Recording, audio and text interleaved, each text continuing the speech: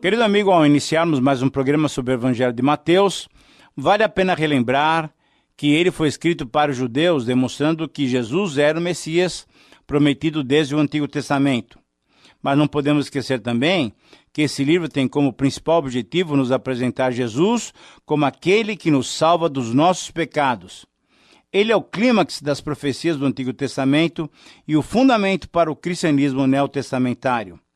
Aqui nesse Evangelho, Mateus 1, 18 a 25, está descrita a dramática mudança de pacto, quando a antiga aliança cedeu lugar para a nova aliança, quando os sacrifícios do templo foram substituídos pelo sacrifício da cruz, quando as promessas de um profeta semelhante a Moisés, um sacerdote semelhante a Melquisedeque e um rei da linhagem de Davi se concretizaram na pessoa de Jesus Cristo. Quando a lei de Moisés foi superada pelo ensino de Jesus, e quando a lei que foi dada por Moisés também foi superada pela graça e a verdade que vieram por Jesus Cristo. Por isso, nesse Evangelho, nós temos essa dramática mudança do Antigo para o Novo Testamento. Em resumo, o livro que vamos estudar, primeiro, nos mostra as origens da fé cristã. Segundo lugar, nos mostra a grande comissão, que é a missão da igreja até os nossos dias. Terceiro, nos mostra a ênfase na expressão reino dos céus, que ocorre 32 vezes, fazendo-o diferente dos outros evangelhos. Então, entender corretamente o que é reino é essencial para a compreensão desse evangelho. Podemos afirmar que o reino de Deus e a igreja não têm a mesma identidade. A igreja está no reino e ela é uma agência proclamadora do reino, mas não é o reino. O reino é o grande tema desse evangelho. E quem veio estabelecer esse reino aqui na terra, ora, foi o nosso Senhor e Salvador Jesus Cristo. O reino de Deus, o reino dos céus, ocupa um lugar de destaque nesse evangelho. O Sermão do Monte são as leis ou a plataforma do reino dos céus. As parábolas são ilustrações do reino. E o grande discurso de Jesus sobre o estabelecimento do reino na terra nos dias finais é o anúncio do fim. Muito bem, então esse evangelho fala sobre a pessoa do rei, a preparação do rei, a propaganda do rei, o programa do rei, a paixão do rei e o poder do rei. Nesse evangelho, vemos que o reino de Deus está em oposição ao reino das trevas, ao reino desse mundo, e que os verdadeiros cristãos são cidadãos do reino celestial e não pode identificar-se com esse mundo. Falando então sobre o juízo final, Mateus revela que Jesus dirá aos seus súditos no último dia: Vinde, benditos do meu Pai, entrai na posse do reino que vos está preparado desde a fundação do mundo. Nós lemos isso em Mateus 24, 34. Querido amigo, você tem certeza de que ouvirá essa saudação do Senhor Jesus? Minha oração é que você possa ouvir essas doces palavras do Senhor Jesus. Mas, ainda em relação à genealogia de Mateus, nós devemos observar alguns outros detalhes. Primeiro, se o Espírito Santo usou o escritor com a sua mente, seu tempo, seus recursos materiais como pergaminho e tinta para registrar essa genealogia, é porque ela é importante para nós, você concorda? Número 2, o texto inicia dizendo que Jesus é filho de Davi e filho de Abraão. Agora pergunta-se o seguinte: por que Mateus pôs o nome de Davi antes do de Abraão? Será que ele não sabia que Abraão veio antes de Davi? Ora, naturalmente que sim, é claro. Mas ele colocou Davi antes de Abraão porque o seu objetivo era comprovar Jesus como Messias, como rei prometido em 2 Samuel 7, em Isaías 9, um rei eterno que veio para estabelecer o reino de Deus na terra. Davi e muitos outros profetizaram a respeito do Messias e por isso Jesus é chamado no Novo Testamento de filho de Davi. Em terceiro lugar, esta genealogia contém uma divisão em 3 blocos com 14 gerações cada um. Do verso 1 ao 6, Davi é ligado a Abraão. do verso 7 a 11, vamos de Davi até o exílio, e do capítulo 1, 12 a 16, do exílio até Jesus Cristo. Então é reconhecido que essa genealogia não é completa, porque, por exemplo, entre os reis Jorão e Uzias, no verso 8, tivemos os reis Acasias, Joás e Amazias.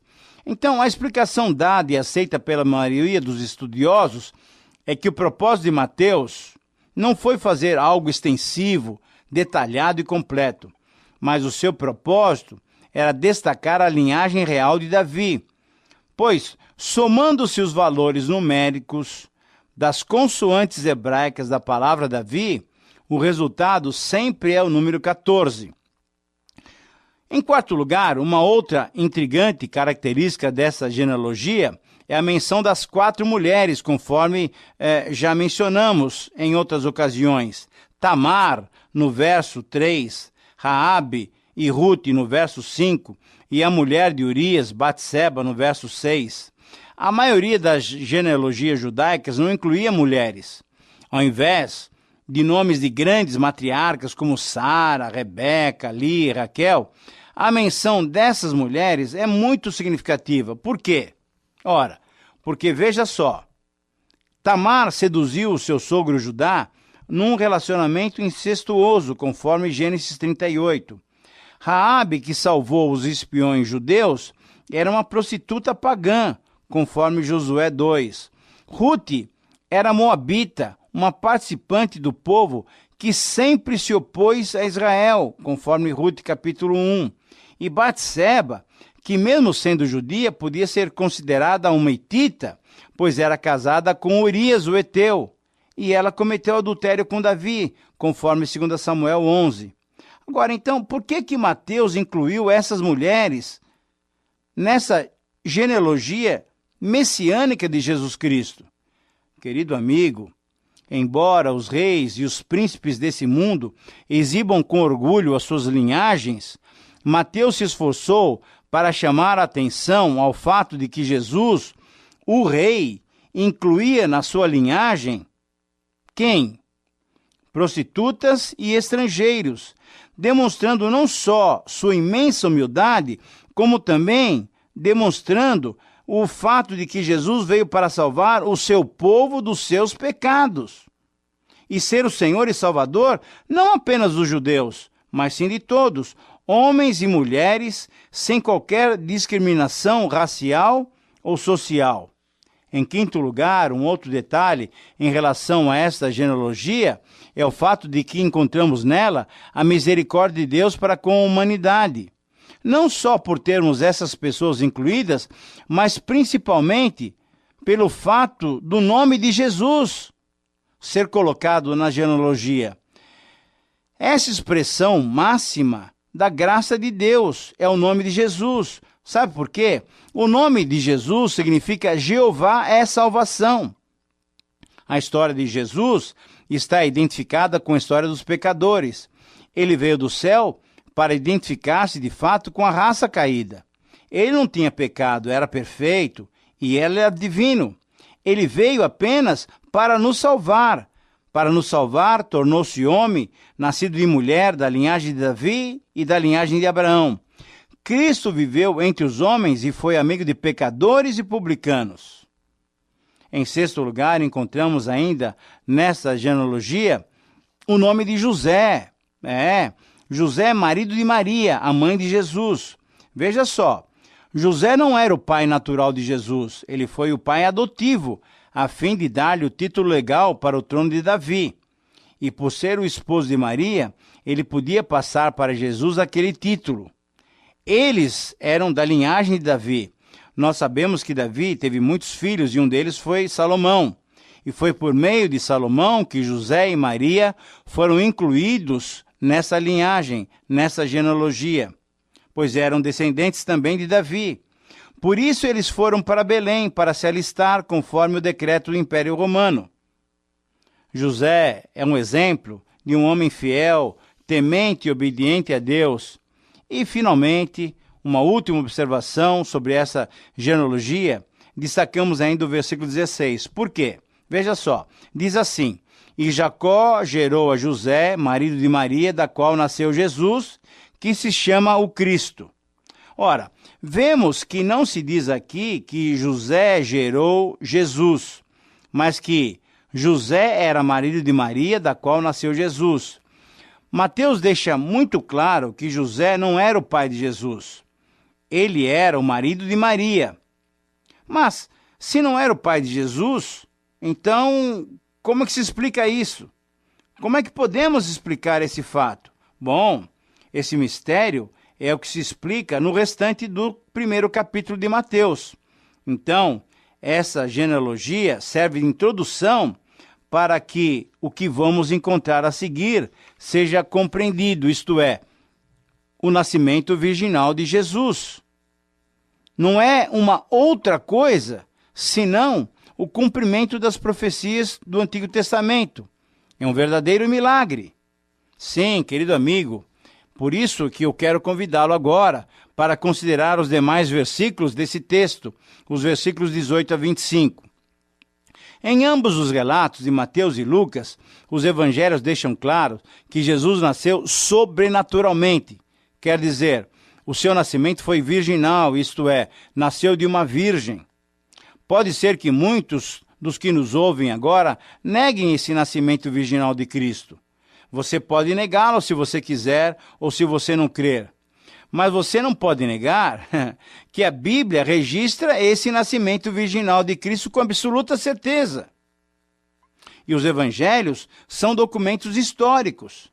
Talvez alguns neguem esse nascimento sobrenatural por causa do racionalismo, isto é, aquele modo de pensar que só aceita o que a razão pode comprovar. Mas o desafio também é colocado por quem crê. Provem o contrário. Há no Antigo Testamento muitas profecias a respeito de Jesus, revelando o nascimento virginal, o local onde aconteceria, a sua vida ministerial, a sua morte e até a sua ressurreição. Assim, o conhecimento do Antigo Testamento é a melhor preparação para se aceitar a narrativa no Novo Testamento. No verso 16, temos a declaração importante de que José não é o pai de Jesus. E a partir do versículo 18, então, temos o relato do nascimento, desse nascimento miraculoso. Ora, o nascimento de Jesus foi assim. Estando Maria, sua mãe, desposada com José, sem que estivesse antes habitado, achou-se grávida pelo Espírito Santo. Essa palavra, desposada, indica que José era praticamente o esposo de Maria, mas não viviam juntos, porque a situação deles, conforme o costume daquele tempo, equivalia a um noivado. Então foi nessa época que Maria se achou grávida de uma criança gerada pelo Espírito Santo.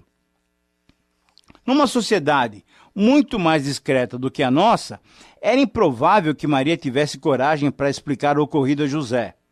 Então, no verso 19 nós lemos: mas José, seu esposo, sendo justo e não a querendo infamar, resolveu deixá-la secretamente. Isso significa que José, primeiro, não quis dar a ideia de que tinham feito sexo ilícito antes do casamento. Segundo, José não queria desconfiar de Maria, a quem ele amava. E terceiro, José não quis denunciar publicamente a gravidez de Maria. A lei de Moisés era uma lei muito específica nesse ponto e dizia que quando uma mulher fosse infiel ou culpada de infidelidade, ela deveria ser morta por apedrejamento. Isso nós lemos em Êxodo 20, Levítico 20, Deuteronômio 22 e Deuteronômio 24. Era um remédio extremo, amargo. Era um remédio muito duro esse indicado pela lei. Mas era a maneira de se eliminar o mal do meio do povo. Então, através dessas poucas palavras, vemos que José era um homem notável. José era um homem justo, isto é, de um procedimento correto, sóbrio. Maria, escolhida por Deus, era fiel e submissa a Deus. Pela graça do Senhor e por essas atitudes interiores, ela foi escolhida por Deus para ser a mãe do nosso Senhor Jesus Cristo. Você não concorda que Deus escolheu as pessoas certas? Pois Maria e José eram pessoas notáveis. José foi escolhido para ser o pai legal de Jesus. Você pode imaginar quantos homens teriam uma reação como José teve? a maioria teria uma reação forte e teriam apedrejado Maria imediatamente. Certamente, muitos homens procurariam vingar-se de uma injúria como aquela, mas José não. Ele era um homem justo, calmo, tranquilo, controlado e não quis envergonhar a sua mulher. Não se encontra realmente um homem assim como José. Ele foi muito gentil, ele amava muito Maria e não queria ofendê-la de modo algum. Ao mesmo tempo, embora fosse gentil e bondoso, com certeza ele ficou pensativo sobre como poderia ter ocorrido aquela gravidez.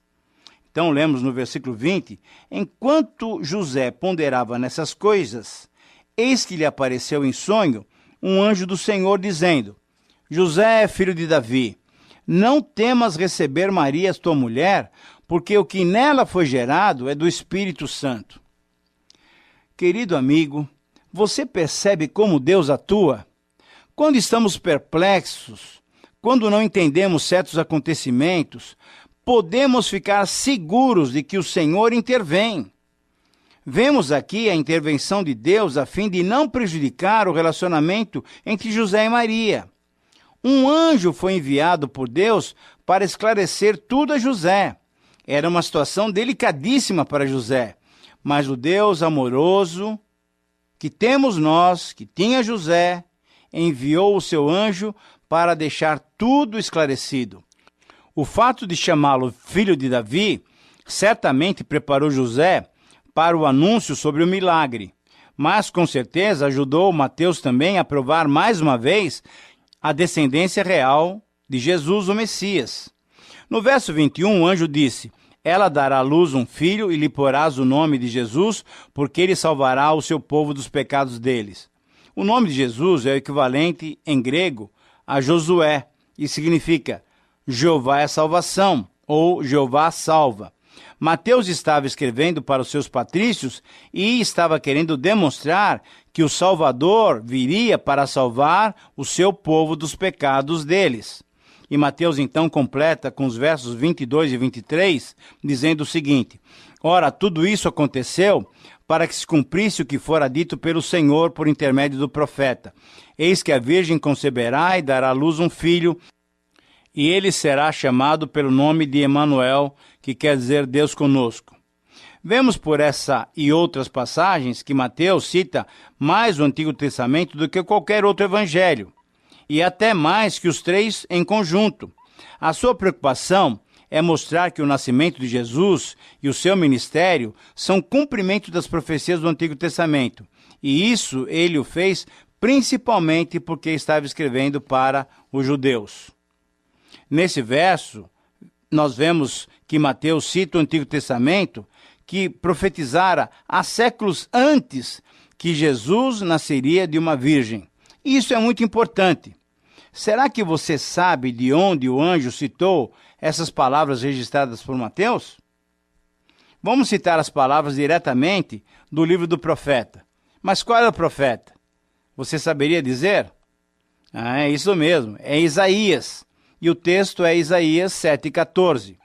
Portanto, o Senhor mesmo vos dará sinal, e eis que a Virgem conceberá e dará luz a um filho, e lhe chamará Emanuel. A grande bênção desse texto, dessa profecia de Isaías cumprida na pessoa do Senhor Jesus Cristo, é exatamente esse. A Virgem conceberá, portanto, é um nascimento divino, um nascimento milagroso, mas também o nome dado ao filho é uma das mensagens mais preciosas da palavra de Deus para os homens de todas as épocas. Esse filho nasceria e seria chamado Emanuel. Emanuel quer dizer Deus conosco. Querido amigo, você tem experimentado a presença de Deus com você? Temos nós podido chamar Jesus realmente de Deus conosco? O fato é que a palavra de Deus nos mostra exatamente isso, que Deus veio habitar conosco e por isso então Jesus veio e se encarnou. O capítulo termina com os versos 24 e 25, dizendo o seguinte: Despertado José do sono, fez como lhe ordenara o anjo do Senhor e recebeu a sua mulher. Contudo, não a conheceu enquanto ela não deu à luz a um filho, a quem pôs o nome de Jesus. Novamente o destaque sobre o nome. O nome de Jesus é Jeová é salvação. Portanto, Emanuel e Jesus significa Deus conosco, querendo nos salvar. Mas observemos 5 verdades, finalmente, terminando o nosso programa, sobre a pessoa de José. O fato dele ter aceito o sonho como uma revelação divina indica que ele era um homem aberto e que cria no sobrenatural. Número 2, o fato dele ter ido adiante com o casamento revela muito da sua convicção e do seu amor, mesmo que alguns pudessem pensar mal dele e da situação. Em terceiro, o fato dele receber Maria como sua esposa demonstra o seu temor e obediência a Deus. Em quarto lugar, o fato de José não ter relação sexual com Maria até que ela desse à luz revela-nos um homem controlado e paciente. E, finalmente, um quinto fato importante que podemos ver em José é que ele obedeceu o Senhor, dando o nome de Jesus à criança recém-nascida. Demonstrava, assim, sua plena obediência à voz divina. Querido amigo, chegamos ao final de mais um programa, chegamos ao final do primeiro capítulo de Mateus, que nos revela a vinda do Senhor Jesus Cristo. Minha oração é que você possa desfrutar desse maravilhoso amor do Senhor Jesus. Espero por sua companhia no próximo programa. Que Deus te abençoe.